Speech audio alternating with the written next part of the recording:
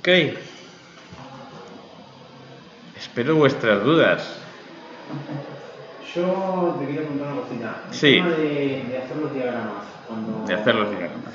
Cuando creamos la clase y le asignamos un atributo. ¿Eso lo hacemos en privado, público? Te pregunto por los ejercicios. Vale, vamos a ver, creo que ya está explicado en algún vídeo de los que hemos colgado, ¿vale? Es decir, los atributos tienen que tener siempre, digamos, la misma forma de pasarlos a código. Es decir, un atributo en código, cuando estamos ya haciendo el programa, no puede ser público, ¿vale? Porque eso nos dejaría la clase en una fase de inestabilidad enorme. Entonces, un atributo tiene que pasar a ser protegido o privado, depende de lo que queramos, ¿de acuerdo? Y accesible a través de propiedades, ¿vale?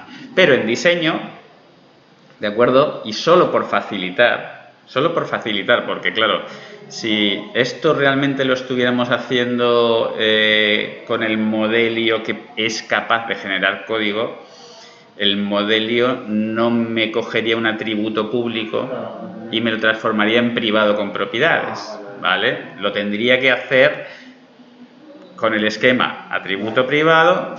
Ahora, como no vamos a utilizar el Modelio para generar código, primero porque vosotros no habéis empezado a ver la parte en código de clases, con lo cual ahí hay un desfase grande, ¿vale? Aunque luego intentemos compensarlo de alguna manera, pero ese desfase va a existir. Y por otro lado, si lo hacemos con ese esquema, va a llevar mucho tiempo, ¿vale? Porque tendríamos para cada atributo tener que poner un atributo y dos métodos, ¿vale? Entonces, por tema de simplicidad en el diseño, si un atributo va a ser accesible a través de propiedades, pues lo declaramos público, ¿vale? Vale. Era esa la pregunta. Más dudas sobre los ejercicios. ¿Habéis hecho? Vamos. Yo ahora iba a empezar por el de los videojuegos. Creo que el quinto. El videojuegos.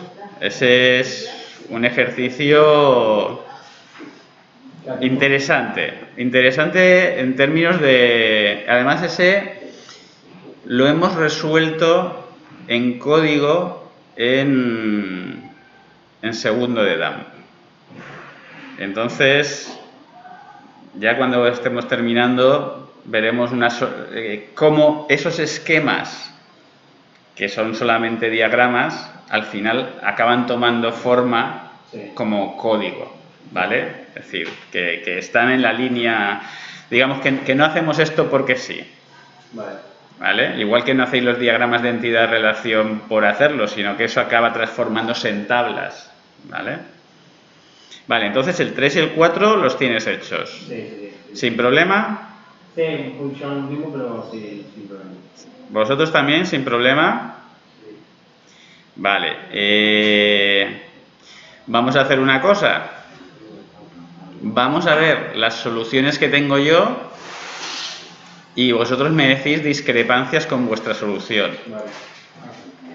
¿De qué ejercicio? Del 3 y el 4, ¿no? Del 3 y el 4. ¿Vale? Vamos a ver.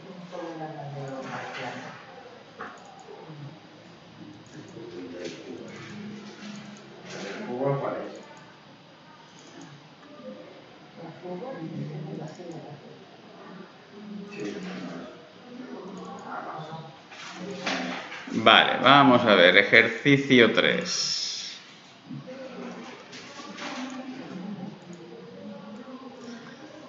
Este era muy sencillito. ¿Vale? Como única cosa que podría ser así un poquito más interesante, o sea, que no se nos podía escapar, que tenemos que tener aquí una atributiva, es decir, el número de despachos ni depende del departamento ni depende del edificio, sino que es número de despachos de cada departamento en cada edificio. Por tanto, no puede estar ni en uno ni en el otro, sino que tiene que ser una atributiva, ¿vale? Tendríamos que tener aquí un método que me devuelva el número de despachos obviamente lo hará en base a cuántas instancias, cuántos objetos tengo aquí. Aquí otro método que también me devuelva número de despachos, que también lo hará en base a cuántas instancias tengo aquí, cuántos objetos, ¿vale? Esto lo podemos poner como una agregación, considerar un edificio una agregación de despachos, no estaría mal, y esto lo tenemos que poner obligatoriamente como una composición, porque además nos lo explicita el enunciado. Es decir, que el edificio tiene que estar en un polígono sí o sí. Si no hay polígono, no hay edificio. Entonces, si la vida de A está sujeta a la vida de B, entonces es composición. No pusiste composición. Vale, pues eso hay que tenerlo en cuenta, ¿eh? Siempre que el enunciado te esté vinculando la vida de una clase a la de otra, es composición, ¿vale? ¿Vosotros lo teníais más o menos así? Luego tengo una duda que al final de la clase sobre... Si es sobre este ejercicio, lo vemos ya. No, pero es de otro, del último de la práctica, es al final. Vale, entonces nada. Venga. Vale, sacamos el 4.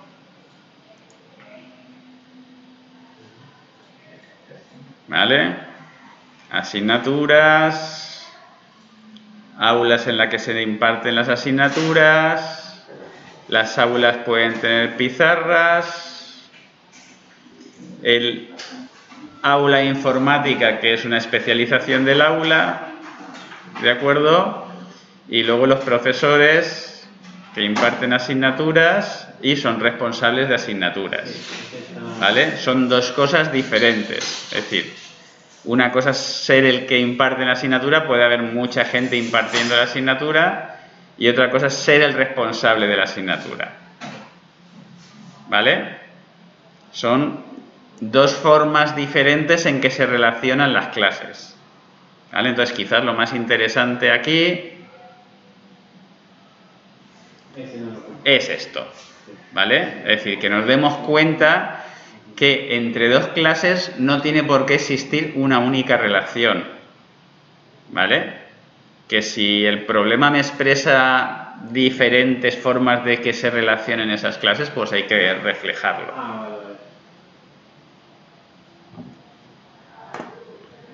¿De acuerdo? ¿Vosotros bien también? Más o menos esto era lo que teníais.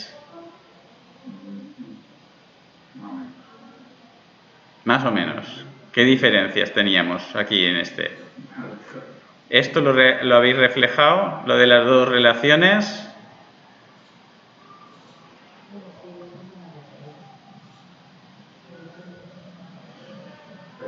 Yo os digo que este quizás, cada ejercicio, según lo iréis viendo, lo que intenta es poner el foco en alguna particularidad del diagramado. ¿Vale? Pues por ejemplo el anterior en la composición, en formas de relacionarse diferentes, el número 2 en, creo que eran relación de una clase consigo misma, ¿vale? El número 5 ya veréis que enfatiza sobre todo en la herencia. El indicativo de la flecha responsable, ¿qué indica? Esto quiere decir, ¿vale?, que la asignatura se propaga hacia el profesor. O, perdón, al revés, que el profesor propaga hacia la asignatura para indicar quién es el responsable. ¿Como si fuese una herencia? No, porque en una herencia no hay una propagación de claves. Es como una propagación de claves de las que se pasan en entidad-relación. ¿Entidad de clave? Propagación de clave. ¿Vale?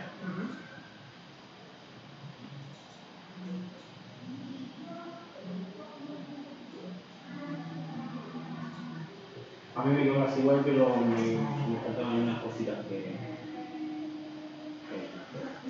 Vale, es importante también que reviséis que las cardinalidades son correctas. ¿Vale? Es decir, que todo lo habéis puesto con la relación adecuada. Por ejemplo, en esta relación de la pizarra, el aula te dice que puede o no tener pizarra. Sí, eso sí. Y si tiene pizarra es una, pues 0 o 1. Y la pizarra está obligatoriamente en un aula, pues un no. ¿Vale?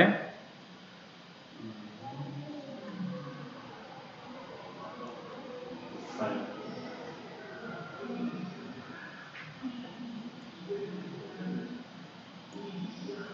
Ok, tú me has dicho que te habías quedado por el 5. Sí. ¿Lo tienes a medio hacer? No, voy a empezar hoy. Lo tenías que empezar. ¿Vosotros tenéis hecho el 5? Damos 15 minutos y lo hacéis. Y vemos.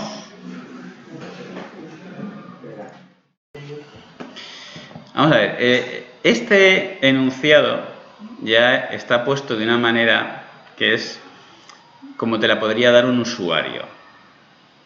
Es decir, sin orden ni concierto, ¿vale? Para que la tarea de diseño sea más complicada. Empezamos contando una serie de cosas, ¿vale?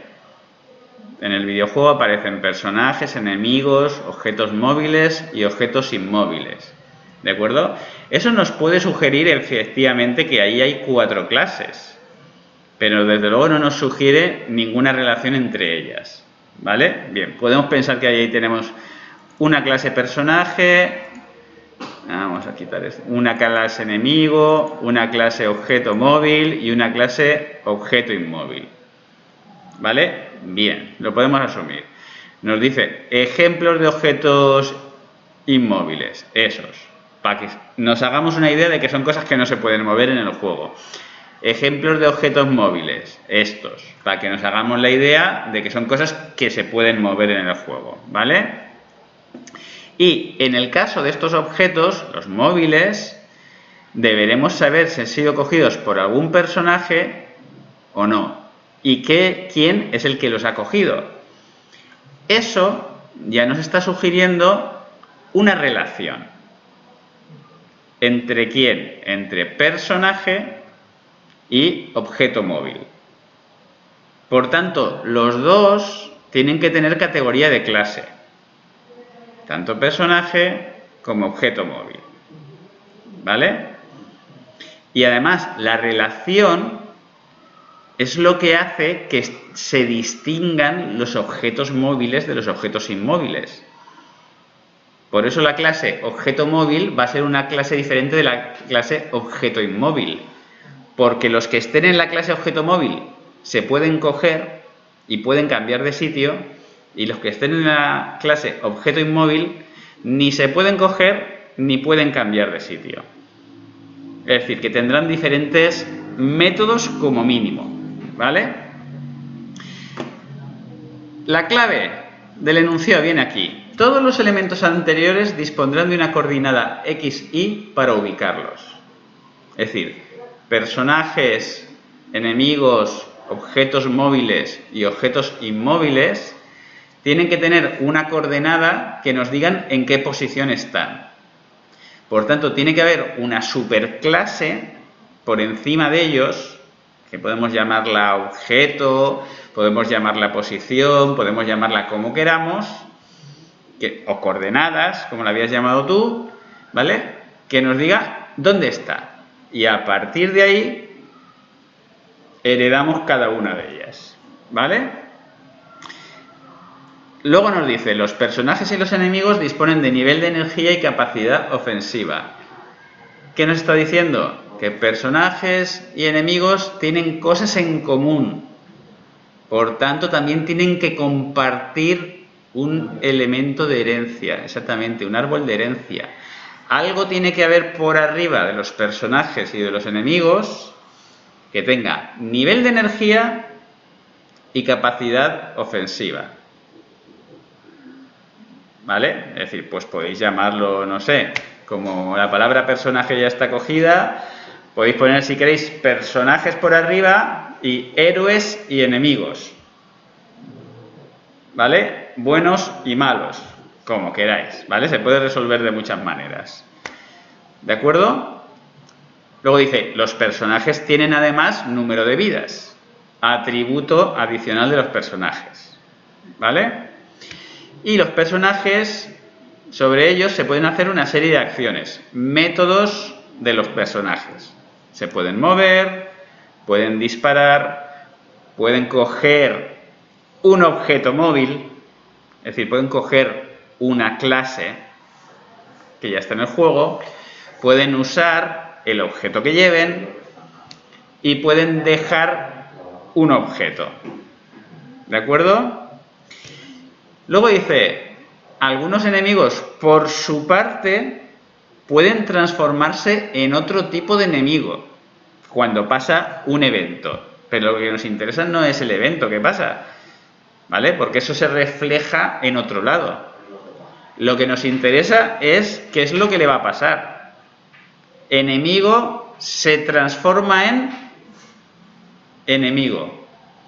Una clase que se relaciona consigo misma. Enemigo se transforma en enemigo. ¿Vale? ¿Eso cómo lo reflejaría? Pues eso como lo reflejaríamos. Y la relación que hay Ahí lo tienes. ¿Cómo lo reflejaríamos? A ver, que aquí no está. En este no está.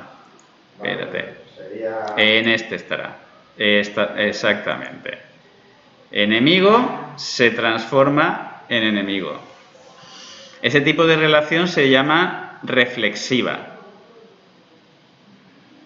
¿Vale? ¿Por qué? Porque es una relación de una clase consigo misma. Igual en base de datos. Exactamente. Tú imagínate que tienes una clase empleado, ¿vale? Y te dicen, hay empleados que son superiores de otros empleados. Empleado es superior de empleado. Clase reflexiva, asociación reflexiva, perdón.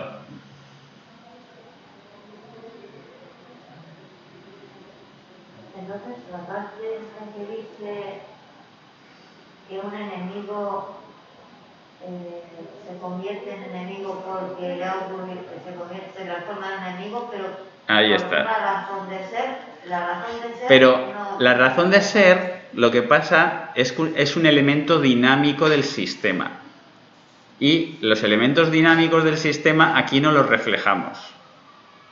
Esos van en un diagrama de casos de uso, que lo veremos posteriormente, ¿vale? Aquí estamos reflejando la parte estática del sistema. Es decir, los datos, que nuestros datos son las clases con sus atributos y sus métodos. Es decir, tú en el diagrama de casos de uso tendrías que tener un caso de uso de proyectil alcanza enemigo o enemigo alcanzado por proyectil. Acciones que hay que hacer: borrar la clase enemigo, crear una nueva clase enemigo con el valor de se transforma.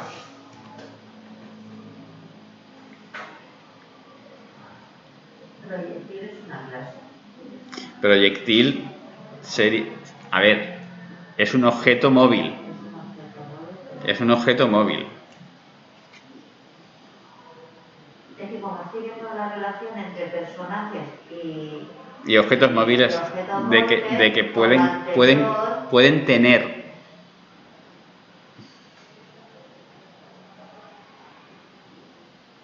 Claro, te dicen que pueden coger objetos y pueden dejarlos. Por eso digo la relación entre los enemigos, al ser alcanzados por un objeto proyectil, puede convertirse en enemigo. Por eso a lo mejor me he liado por eso. Pues igual te has liado por eso.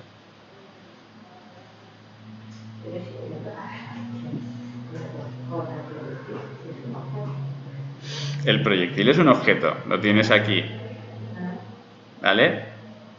Pero claro, no hay una manera directa de verificar en este esquema que tú has alcanzado a un enemigo.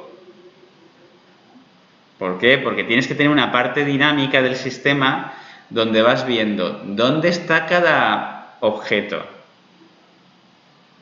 Si la posición de un objeto coincide con la de otro objeto, ¿qué dos objetos están en el mismo sitio? ¿Qué es un personaje y un objeto móvil? Pues entonces puede cogerlo. ¿Qué es un enemigo y un objeto móvil y el objeto móvil es un proyectil? Pues entonces el enemigo se transforma. Pero esa corresponde a la parte dinámica del sistema.